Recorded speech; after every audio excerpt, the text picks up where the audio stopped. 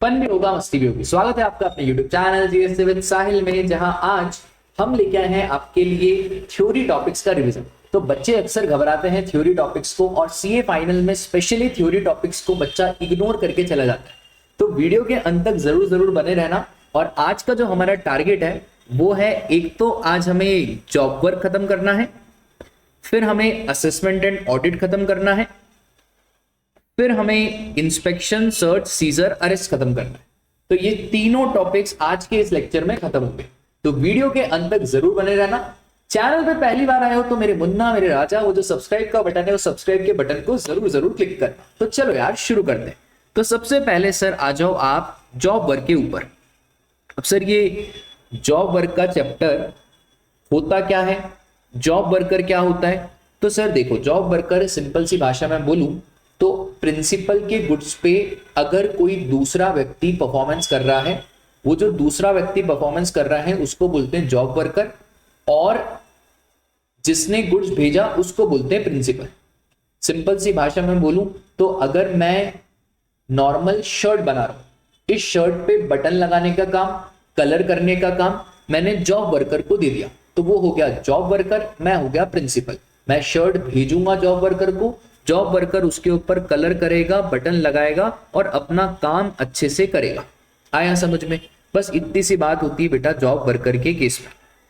अब sir job worker क्या दे रहा है, गुड्स दे रहा है कि सर्विसेज दे रहा है? तो सबसे पहली चीज तो जॉब वर्कर गुड्स नहीं दे रहा। जॉब वर्कर राजा क्या दे रहा है? जॉब वर्कर सर्विसेज प्रोवाइड कर रहा है, क्योंकि उसके लिए तो भाई वो सर्विसेज ही है ना। तो job worker is providing services. ठीक है सर। तो जॉब वर्कर को कब रजिस्ट्रेशन लेना रहता है?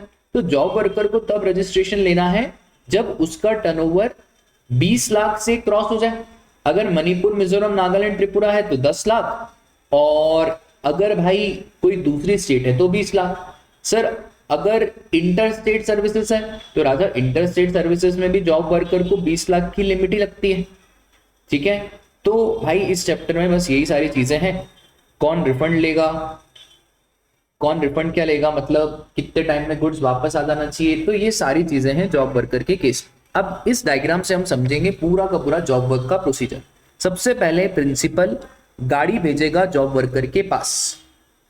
अब इसने गुड्स भेजे जॉब वर्कर को with the help of delivery challan. Sir जब इसने गुड्स भेजे जॉब वर्कर को तो यहाँ पे कोई टैक्स नहीं लगेगा, यहाँ पे कोई टैक्स इनवॉइस नहीं बनेगा। ठीक है। दूसरी बात, अब इस गुड्स पे जॉब वर्कर ने कुछ काम वाम करा, और काम वाम करने के बाद वापस से भेज दिए किसको? Principal.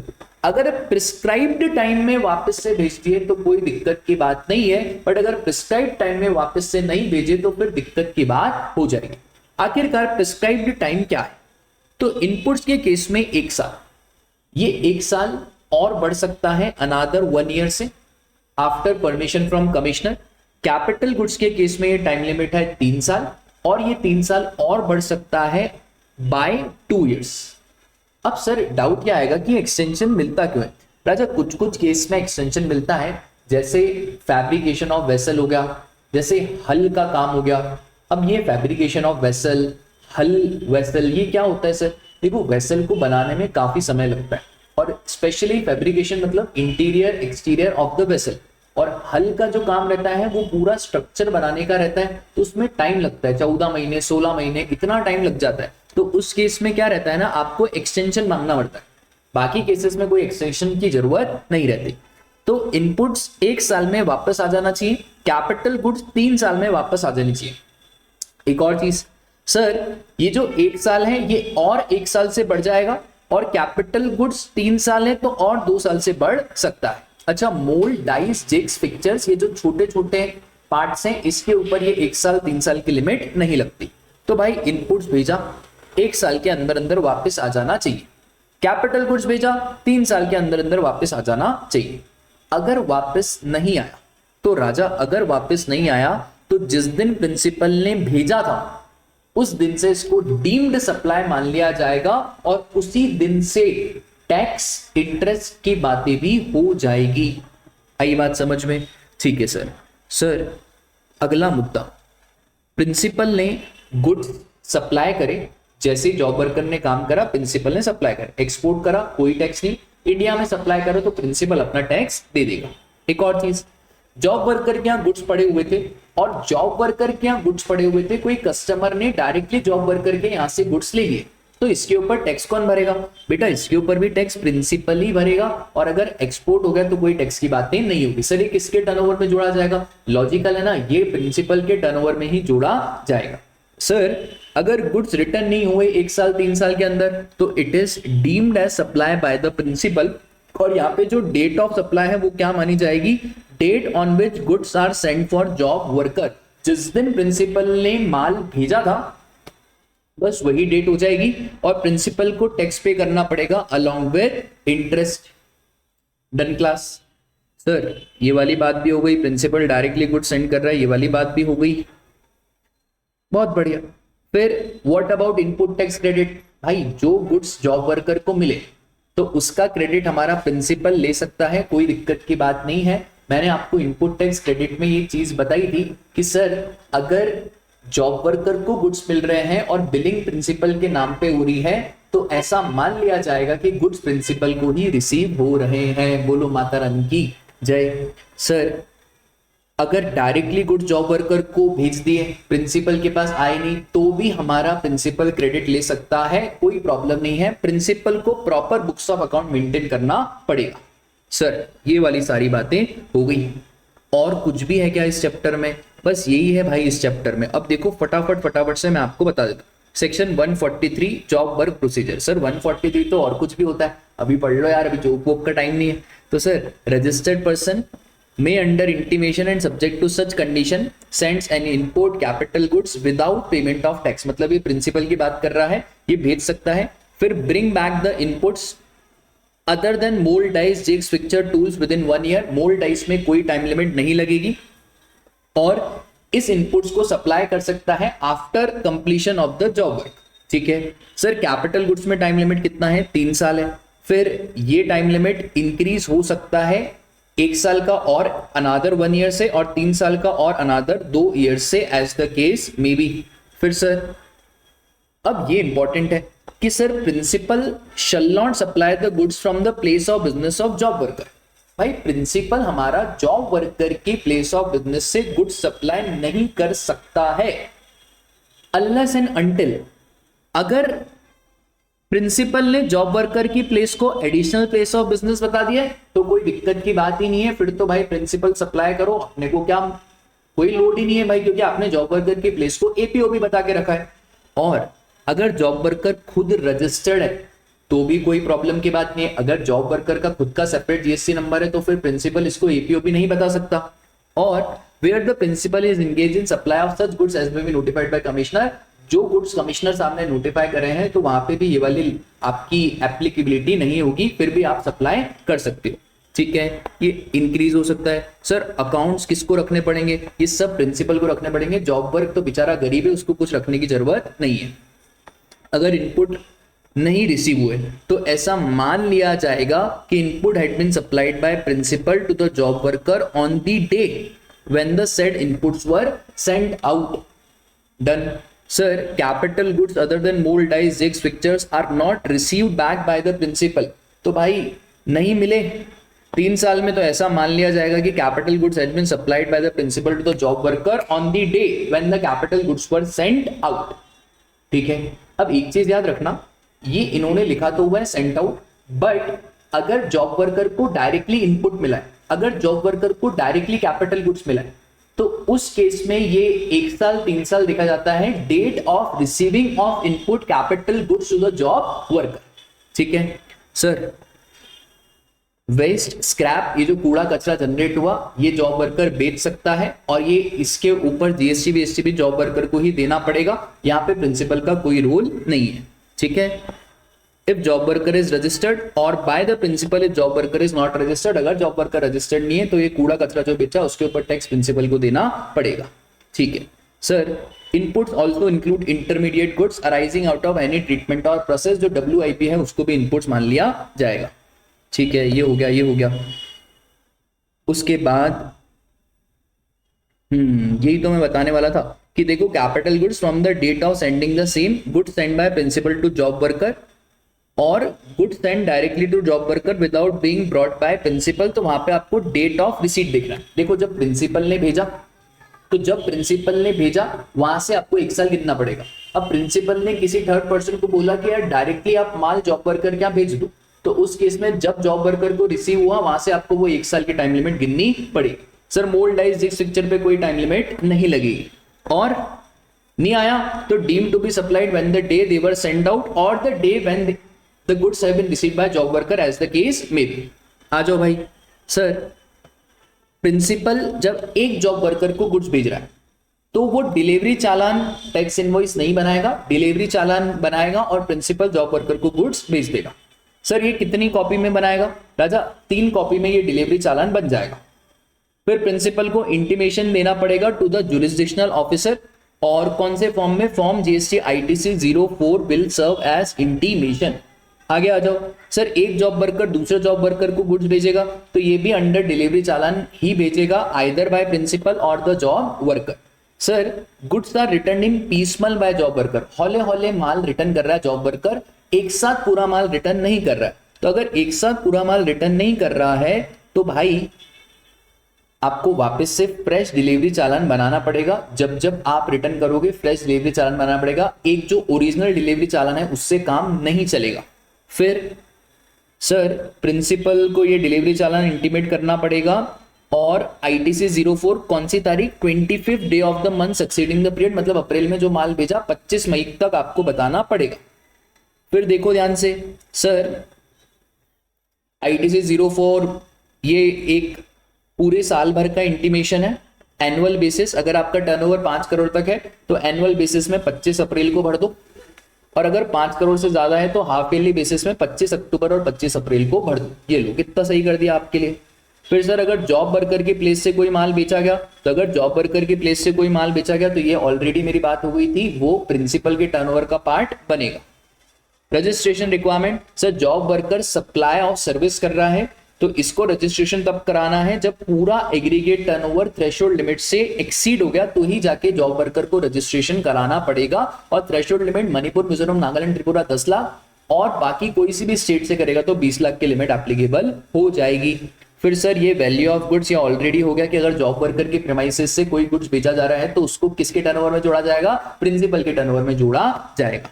Sir input tax credit कौन लेगा? प्रिंसिपल हमारा इनपुट टैक्स क्रेडिट लेगा।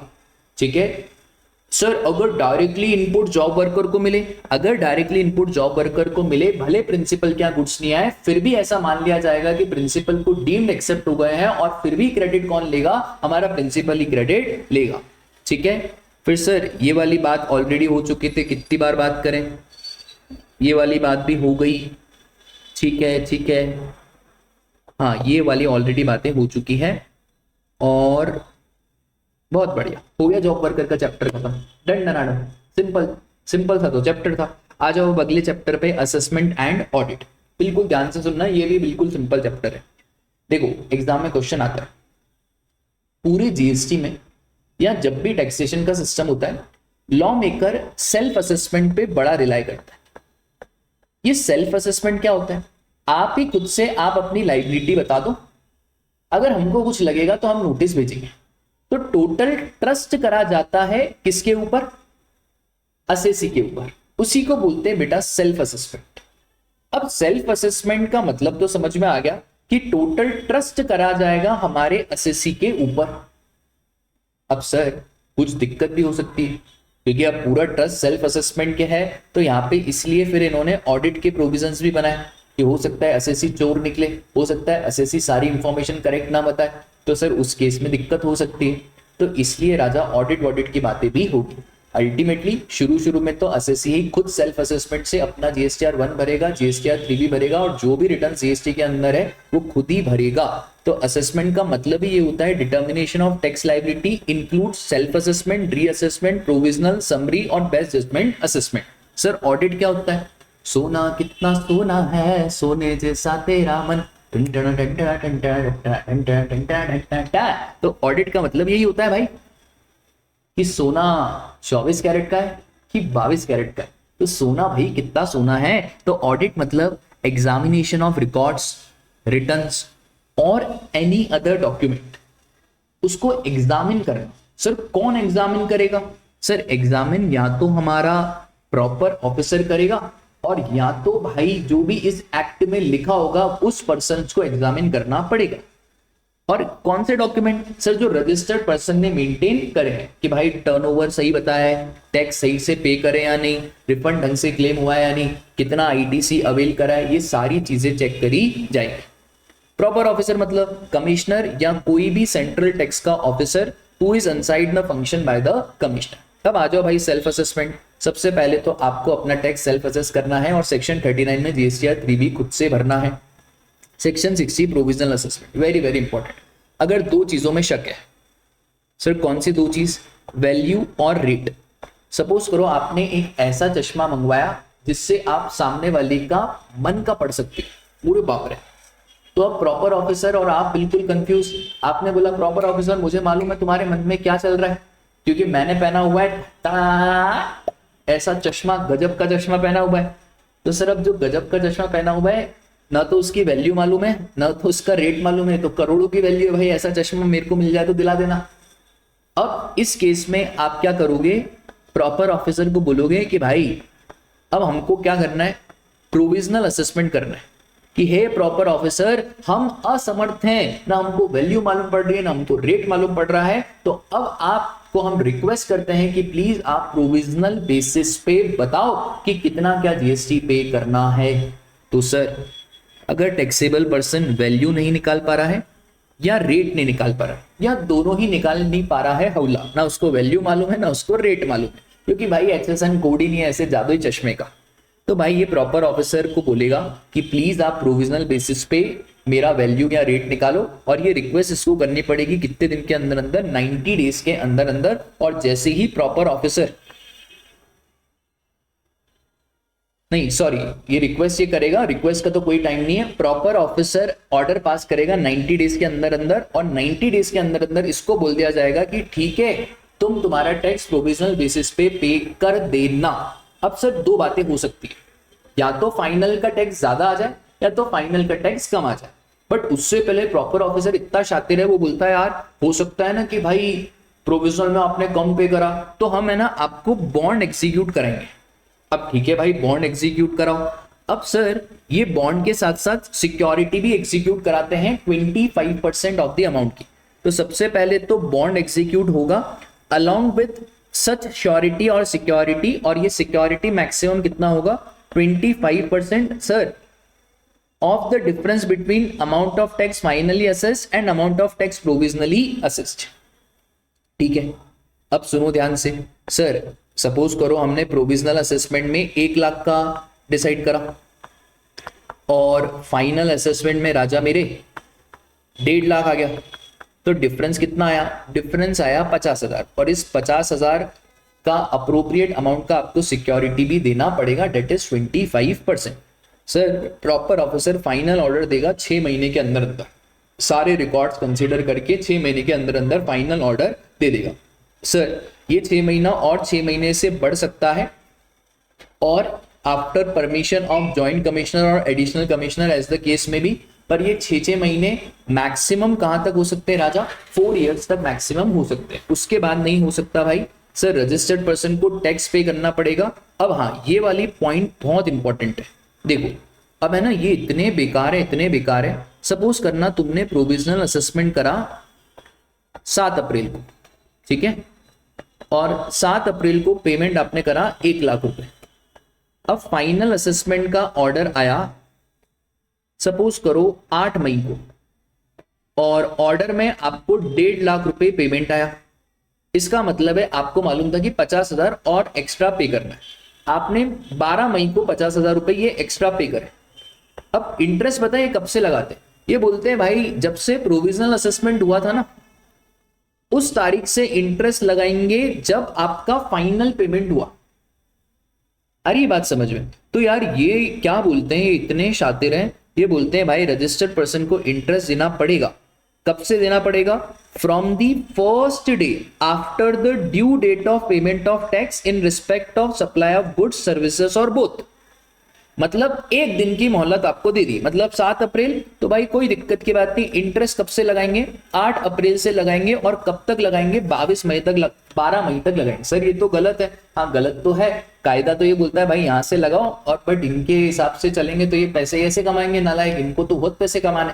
तो इसलिए इन्होंने क्या बोला, एक दिन की मोहलत दे देंगे, 8 अप्रैल से लेकर जब तक फाइनल पेमेंट करा उस तक इंटरेस्ट लगेगा। सर इंटरेस्ट का रेट क्या रहेगा राजा? जीएसटी में इंटरेस्ट का रेट रहेगा आपका 1818%।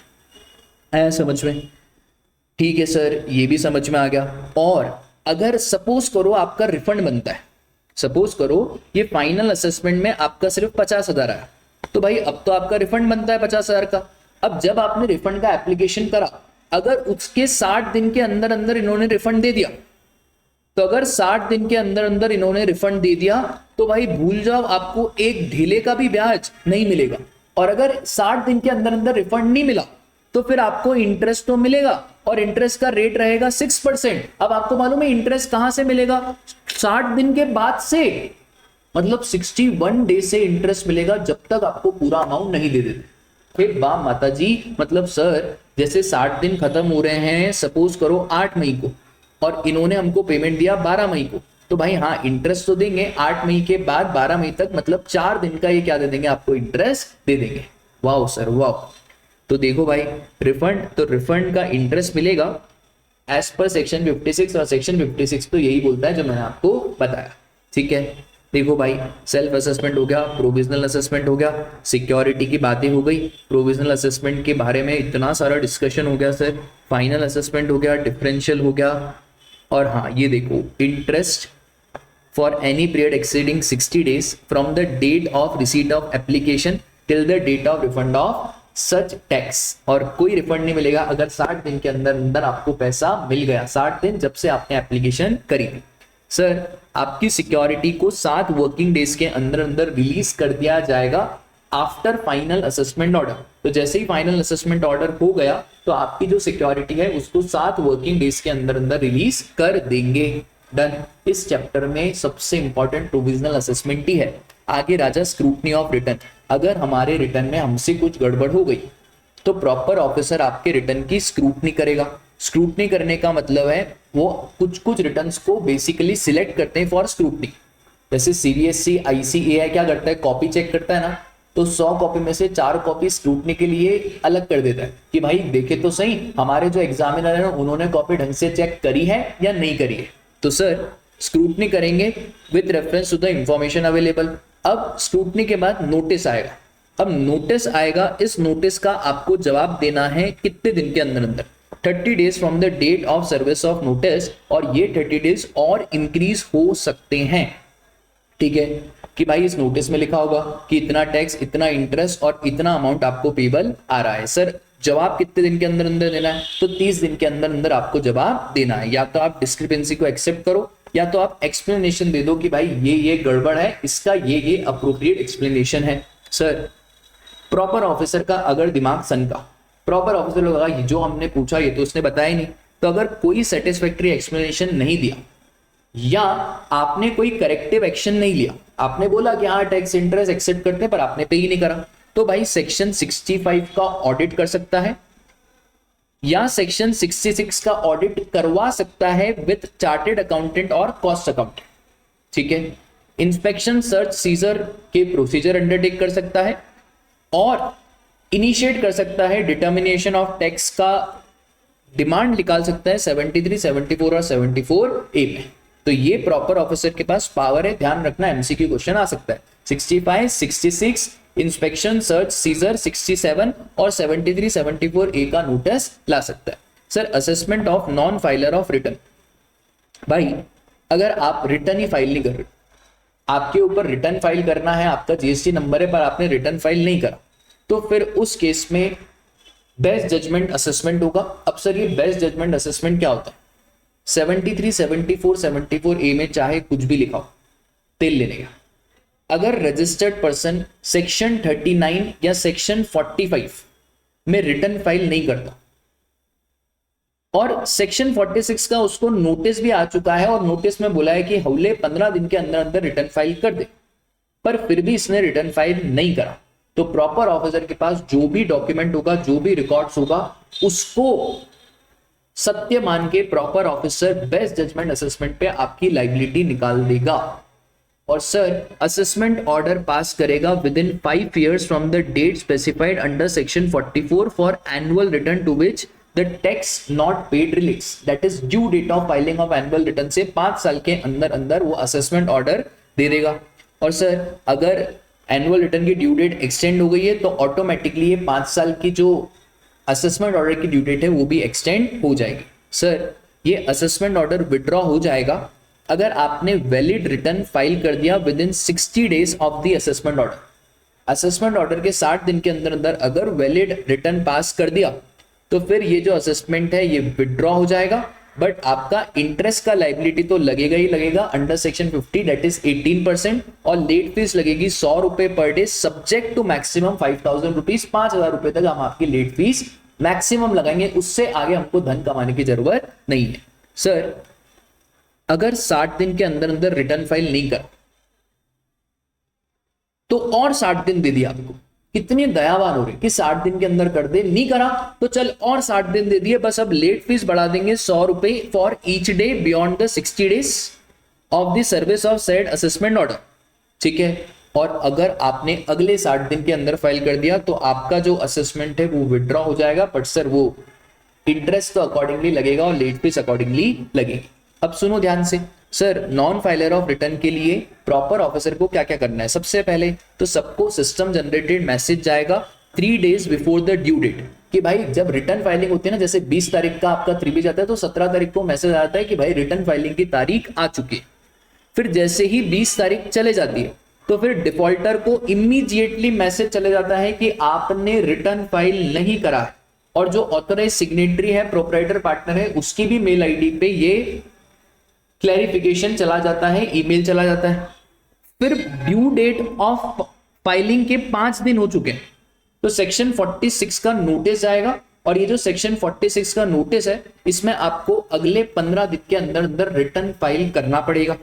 सर अगर हमने अगले 15 दिन के अंदर अंदर रिटर्न फाइल नहीं करा तो फिर proper officer best judgement assessment कर देगा, जो भी इसके पास डॉक्यूमेंट है, रिलेवेंट डॉक्यूमेंट है, उसको कंसीडर करके वो कर देगा आपका best judgement assessment.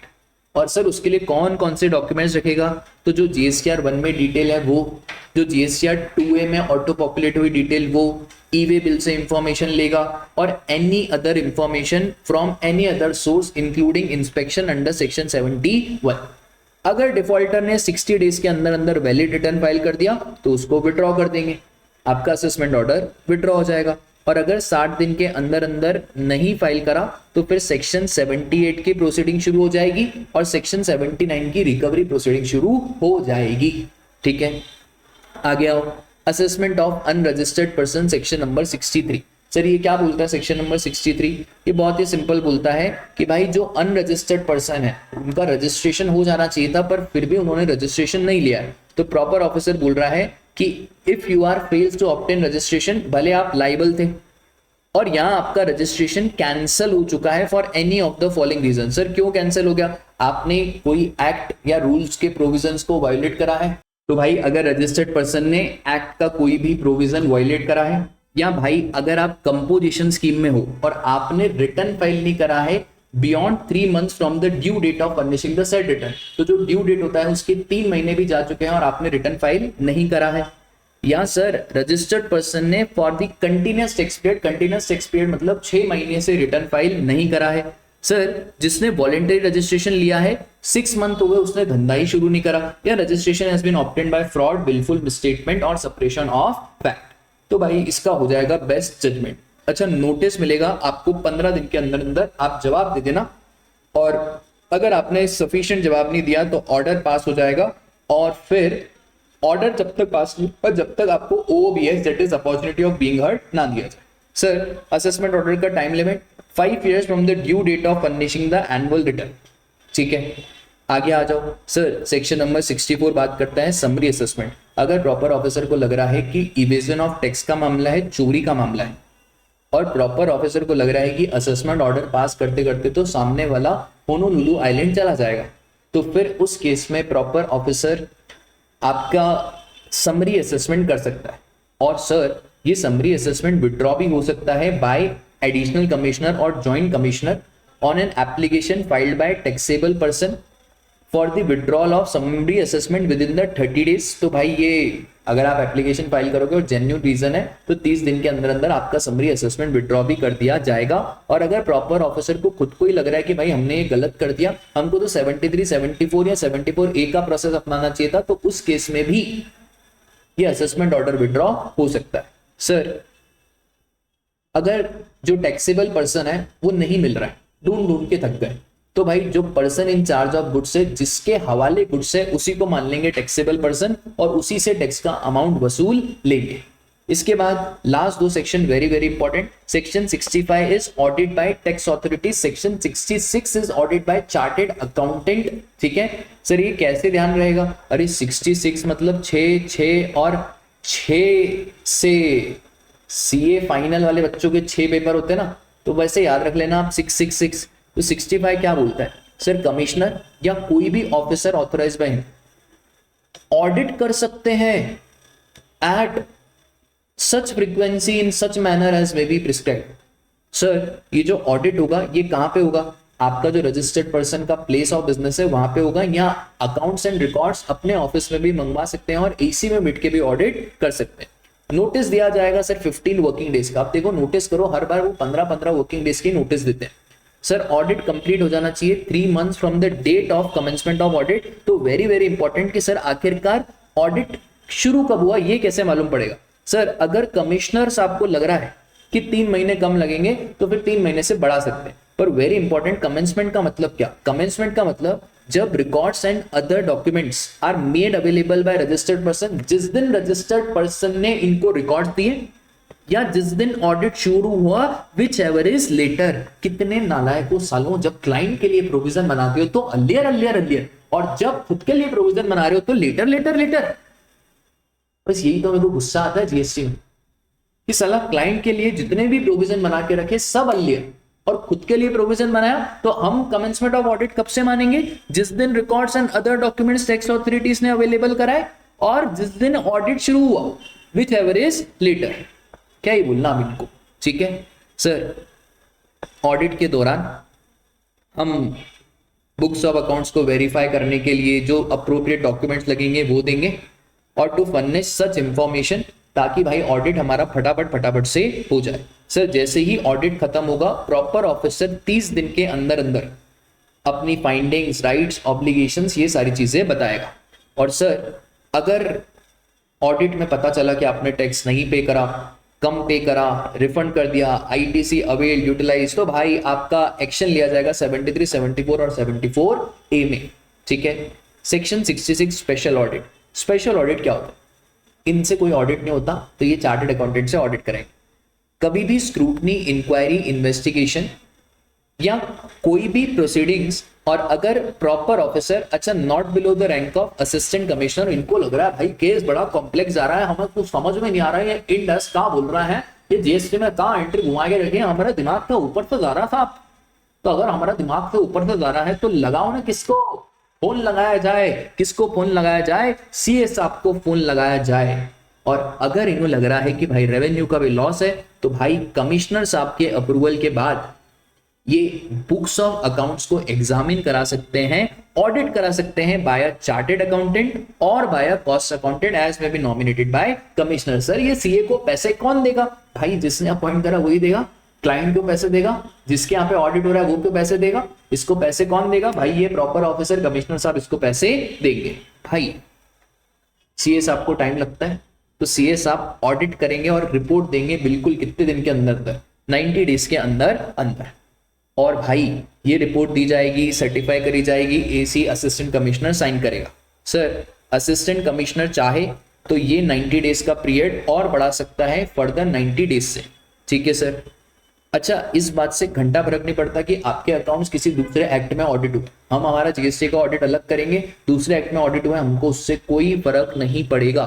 Sir registered person को अपॉर्चुनिटी ऑफ बीइंग हर्ड दिया जाना चाहिए, और जो भी एक्सपेंसेस है, रेम्यूनरेशन है, वो कमिश्नर साहब पे करेंगे, हमारा जिसके यहाँ पे ऑडिट हो रहा है वो पे नहीं करेगा। और फिर वापस से सर अगर कोई गड़बड़ है तो 73, 74 या 74A का नोटिस आ जाएगा, और इसलिए मैंने बढ़िया सा चार्ट भी बना के रखा है। सर यहाँ पे भी commencement of audit is letter of the following, how to conduct audit. ये बहुत सिंपल है कि डॉक्यूमेंट, कौन से डॉक्यूमेंट के बेसिस पे बुक्स ऑफ अकाउंट बनाई है, टर्नओवर, एग्जामिशन, डिडक्शन, ये सब चेक करेंगे।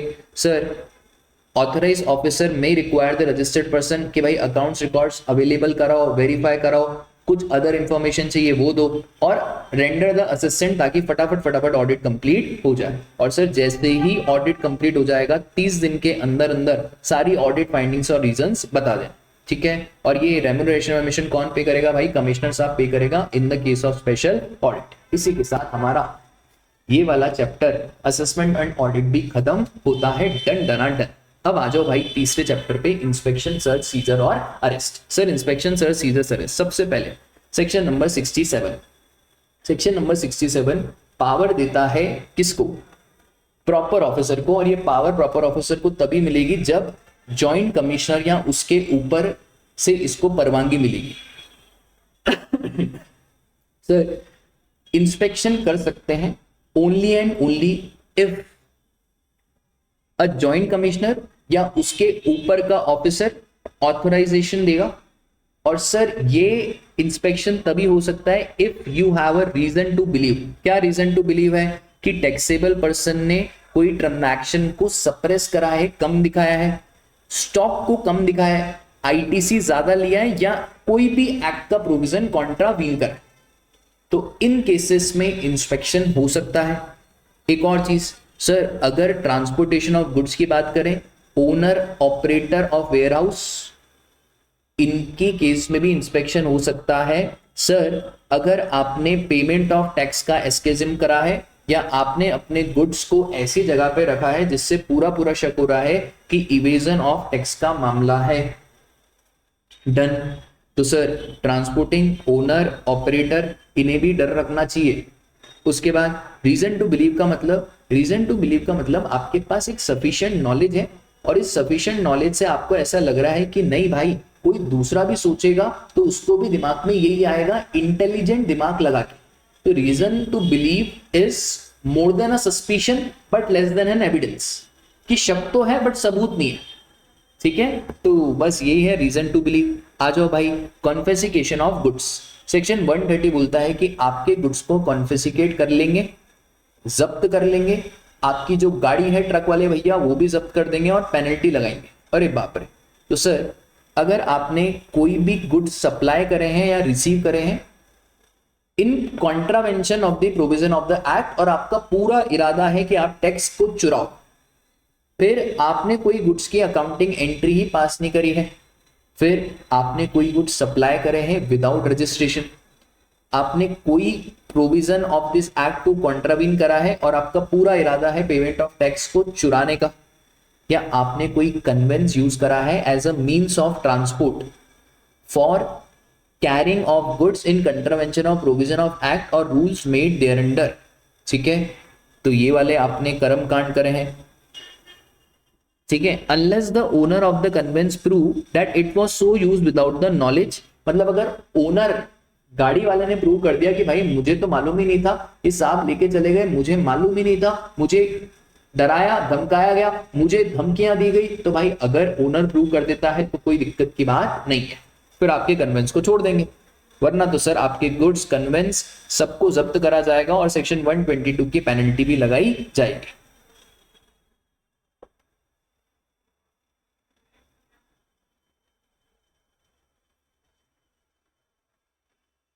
ठीक है, आगे आ जाओ। सर अगर गुड्स का कॉन्फिस्केशन हो गया है तो आपके पास एक ऑप्शन है, ये बहुत शानदार ऑप्शन है कि अगर आपका गुड्स और कन्वेंस कॉन्फिस्केट हो गया, जब्त हो गया, तो हम आपको एक ऑप्शन दे रहे हैं। क्या ऑप्शन दे रहे हैं कि आप फाइन पे कर दो। और कितना फाइन पे कर दो? सर जितना गुड्स का मार्केट वैल्यू है लेस द टैक्स। सपोज करो 10 लाख है, उस पे 1 लाख का टैक्स है, 10 में से 1 गए, 9 लाख रुपए पे कर दो। अच्छा, ये जो फाइन और पेनल्टी है shall not be less than the penalty equal to 100% of tax payable on such goods। मतलब कम से कम 100% ऑफ टैक्स पेबल की तो पेनल्टी लगेगी नो मैटर व्हाट। मतलब अगर मार्केट वैल्यू कम है तो भी भैया हम तो दोनों में से जो हायर पेनल्टी है वो लगाएंगे। सर अगर कन्वेंस का ओनर है, उसकी बेचारी की क्या गलती, गाड़ी वाला भैया उसकी क्या गलती, नई गाड़ी लाया था, ट्रक लाया था, तो भाई वो भी फाइन पे करो। कितना फाइन पे करो? जितना उस गुड्स पे टैक्स बनता है उतना फाइन आप पे कर दो। सर आपको अपॉर्चुनिटी ऑफ बीइंग हर्ट दी जाएगी, ये तो बहुत सिंपल है। और अगर गुड्स कॉन्फिस्केट हो गए तो जो टाइटल है वो गवर्नमेंट को ट्रांसफर हो जाएगा। सर प्रॉपर ऑफिसर थिंग्स को कॉन्फिस्केट करेगा, पुलिस भी इसकी मदद करेंगे। और ये जो गुड्स और कन्फिस्केटेड गुड्स है, अगर उसको लग रहा है कि दूसरी कोई प्रोसीडिंग्स में इसका रिक्वायर्ड नहीं है, या ऐसा लग रहा है कि नहीं भाई दूसरी प्रोसीडिंग्स में रिक्वायर्ड है, तो प्रॉपर ऑफिसर एक टाइम दे सकता है 3 महीने का कि आप फाइन पे कर दो, ठीक है। और अगर आप फाइन पे नहीं करोगे तो फिर जो भी ये गुड्स को बेच के पैसा आएगा वो हम फाइन में रिकवर कर देंगे। सर प्रोविजनल बेसिस, आपके गुड्स को प्रोविजनल बेसिस पे रिलीज करा जा सकता है on execution of bond and furnishing the amount of security. Sir अगर गुड्स का सीजर करा गया तो आपके को नोटिस मिल जाएगा विद इन 6 मंथ, और अगर कोई नोटिस नहीं आया 6 मंथ्स में तो आपके जो गुड्स है वो रिटर्न कर दिए जाएंगे। अच्छा, ये जो 6 महीने का नोटिस है ये इंक्रीज भी करा जा सकता है। सर डिस्पोजल ऑफ गुड्स, अगर पेरिशेबल गुड्स हैं, हजार्डियस नेचर के गुड्स हैं, गुड्स का वैल्यू कम हो रहा है, एप्पल का आम बन रहा है, तो अगर गुड्स का वैल्यू कम हो रहा है या कोई स्टोरेज प्रॉब्लम है तो प्रॉपर ऑफिसर इस गुड्स को इमीडिएट मैनर में डिस्पोज ऑफ कर सकता है, और इसका अलग से इन्वेंट्री लिखेगा कि भाई ये मैं डिस्पोज ऑफ कर रहा हूँ। Very very important question exam point of view से कि भाई हमारे ऑफिसर की क्या क्या पावर है ड्यूरिंग सर्च। सर हमारा जो ऑफिसर है ना, उसके पास क्या क्या पावर है? सबसे पहले सर्च कर सकता है, गुड्स को सीज कर सकता है। क्या क्या सीज करेगा? सर जो goods are liable to confiscation उसको सीज करेगा। बट अगर कोई गुड्स को सीज करना पॉसिबल नहीं है तो उसके ऊपर डिटेंशन ऑर्डर लगा सकता है। डिटेंशन ऑर्डर का मतलब है कि सर ही में ऑर्डर दी ओनर और दी कस्टोडियन कि भाई इस गुड्स को विदाउट माय परमिशन हाथ नहीं लगाना है। सर प्रॉपर ऑफिसर चाहे तो कॉपीज निकलवा सकता है, जितनी फोटोकॉपीज चाहे उतनी फोटोकॉपीज निकाल सकता है, कोई दिक्कत की बात नहीं है। फिर सर अगर कॉपीज डिनाई करी गई, बोले हम आपको कॉपीज नहीं निकालने देंगे, तो भाई प्रॉपर ऑफिसर उसके एक्सट्रैक्ट निकाल सकता है। और क्योंकि भाई अगर इन्वेस्टिगेशन अफेक्ट करेगा और कॉपीज निकालना इन्वेस्टिगेशन को अफेक्ट कर रहा है तो भाई इसके पास पावर है, ठीक है। सर प्रॉपर ऑफिसर चाहे तो डोर तोड़ सकता है, दया जैसे अलमारी तोड़ सकता है, और सर कोई अलमारी ओपन कर सकता है, बॉक्स तोड़ सकता है अगर भाई इसको चाबी वाबी नहीं दी तो। और सर जो सीज डॉक्यूमेंट है ये रिटेन तो करे जाएंगे, बट कब तक रिटेन करे जाएंगे? Till the same are required for examination, inquiry और प्रोसीडिंग, ठीक है। और अगर सब ये हो चुका है तो बेचारे गरीब को 30 दिन के अंदर अंदर फ्रॉम शो कॉज नोटिस सारे गुड्स वापस से रिटर्न ऑफ कर दो। Sir basic requirement to be observe during search, ये सब थ्योरी क्वेश्चन एग्जाम में आते हैं। सर सर्च वारंट के बिना सर्च नहीं हो सकता, लेडी ऑफिसर होनी चाहिए, नहीं तो फिर मेल लोगों का मन कैसे लगेगा, अरे नालायक पढ़ाई पे ध्यान दे। सर ऑफिसर को आइडेंटिटी डिस्क्लोज करना पड़ेगा, वो रेड मूवी बताता है ना, आ चुके हैं हम सर्च करने। सर सर्च वारंट एग्जीक्यूट होना चाहिए before the person in charge of premises, और सिग्नेचर लेने चाहिए। फिर सर सिग्नेचर किसके लेने हैं? 2 विटनेस के सिग्नेचर लेने on the body of search warrant. तो search should be made in the presence of at least 2 independent witness from the locality, कोई जो लोकेलिटी के लोग हैं वो भी आने चाहिए। सर कोई इनहेबिटेंट्स अवेलेबल नहीं है, गांव में प्रॉपर्टी जब्त करके रखिए, तो फिर उस केस में कोई दूसरी लोकेलिटी के लोगों को बोलो भाई विटनेस तो अपने को चाहिए ही चाहिए, ठीक है। विटनेस को बताओ कि क्यों हम तुमको लेके आए। फिर सर सर्च प्रोसीडिंग्स से पहले अपना टीम ऑफ द ऑफिसर को खुद का पर्सनल सर्च कराना है। हो सकता है ना ये जिम में बहुत सारा आइटम लेके आया हूं और बोले सर्च में निकला, तो पहले इनको खुद की भी चेकिंग वेकिंग करानी पड़ेगी। उसके बाद एक पंचनामा महाजार इनको ऑन स्पॉट प्रिपेयर करना पड़ेगा कि भाई कौन कौन से गुड्स डॉक्यूमेंट्स रिकवर हुए हैं, और ये सब पंचनामा महाजार को आपको लिखना पड़ेगा। उसके बाद सर जैसे ही सर्च हो जाएगी तो सर्च वारंट ओरिजिनल फॉर्म में रिटर्न कर दिया जाएगा। फिर sir search warrant you have to maintain records of search warrant issued and return, और panchnama महाजार along with annexure should be given to person in charge और owner of the premises कि हमारे को आपकी premises से क्या क्या चीजें मिली है। सर सर्च वारंट में क्या क्या चीजें आएगी कि आपने कौन सा वायलेशन करा है, कौन सी premises सर्च करनी है, name and designation of person कौन सर्च करेगा, इशूइंग ऑफिसर कौन है जिसने ये सर्च वारंट करा है, along with round seal, date and place of issue, कब डेट है क्या प्लेस है, serial number of search warrant और पीरियड ऑफ वैलिडिटी की कितने दिन तक सर्च चलेगा। Sir safeguards in respect of search, photocopies आप निकाल सकते हो, कोई दिक्कत की बात नहीं है। जो गुड्स को सीज कर दिया गया है, अगर 6 महीने के अंदर अंदर नोटिस इशू नहीं करा तो ये जो आपने गुड्स सीज करा ये आपको वापस लौटाना पड़ेगा। ये 6 महीना और फर्दर एक्सटेंड हो सकता है।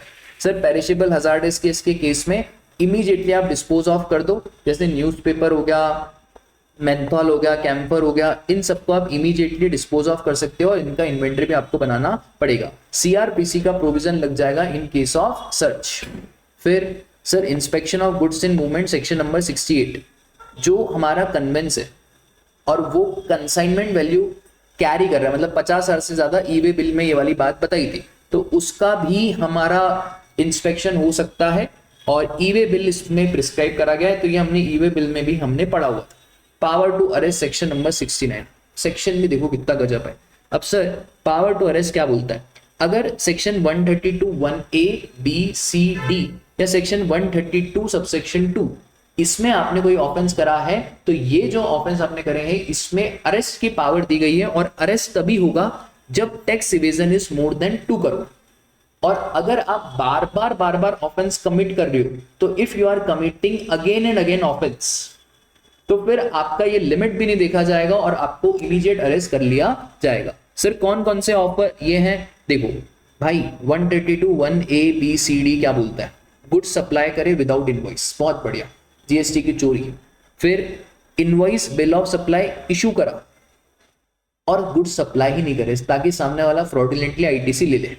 आपने आईटीसी लिया है यूजिंग सच इनवॉइस, आपने किसी से बिल खरीदा है और टैक्स तो कलेक्ट कर दिया बट सरकार को पे नहीं करा, या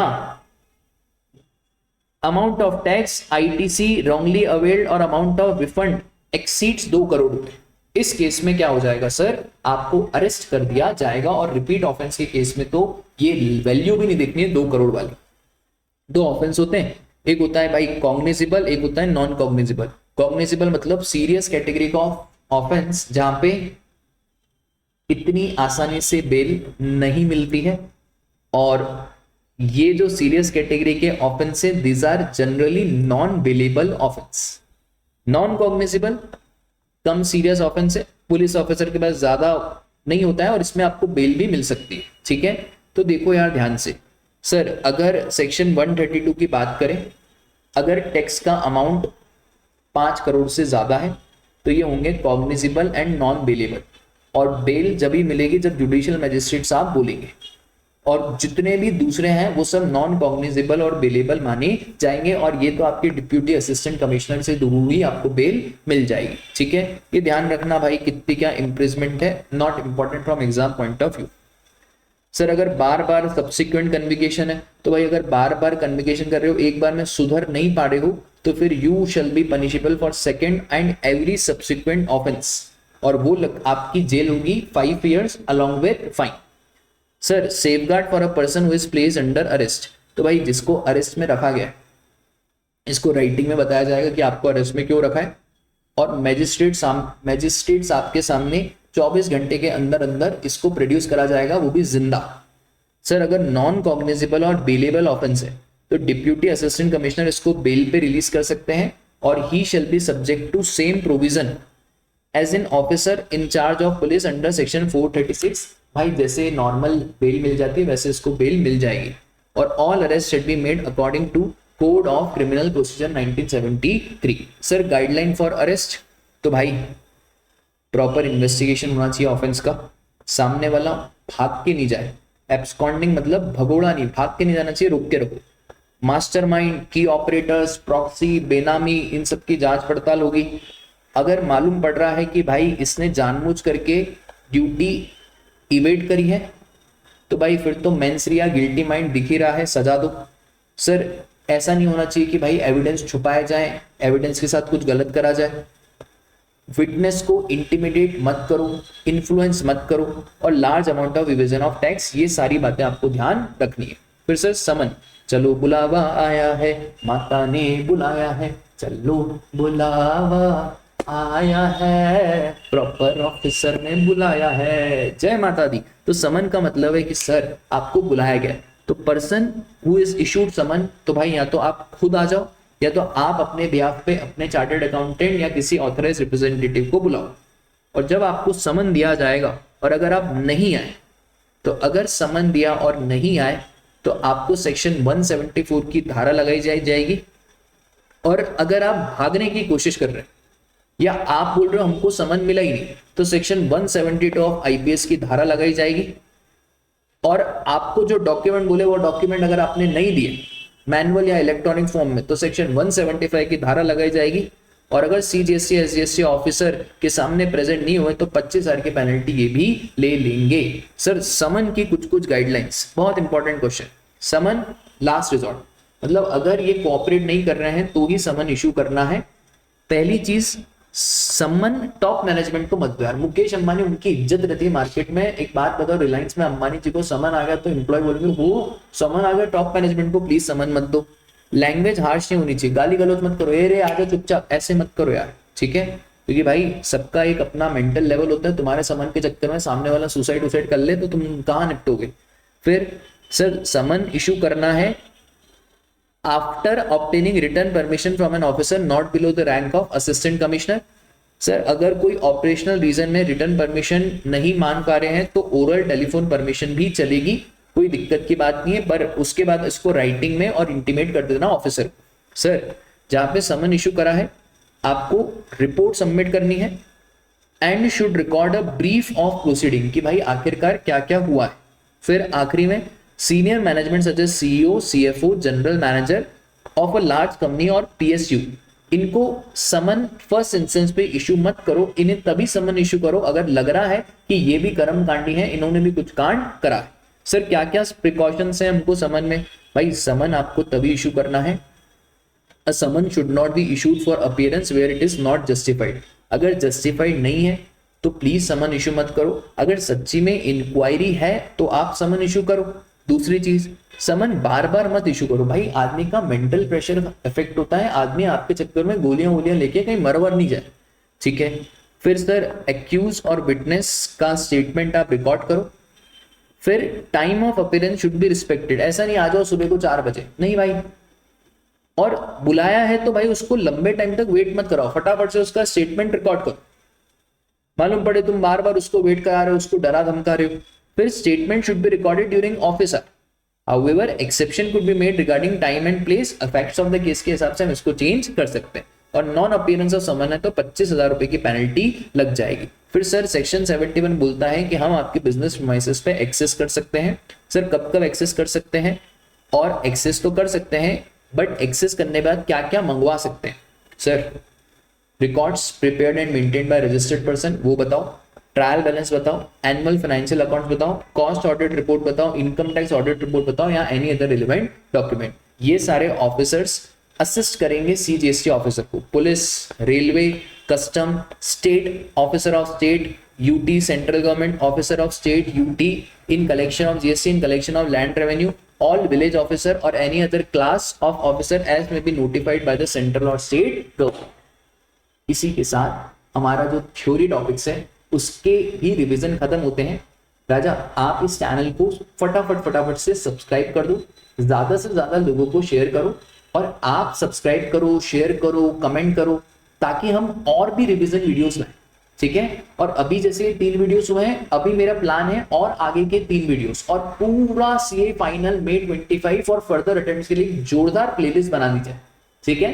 वीडियो अच्छा लगा हो तो लाइक करो, चैनल पर पहली बार आए हो तो मुन्ना मेरे सब्सक्राइब करो। तब तक के लिए tata, bye bye, take care, जय श्री कृष्णा।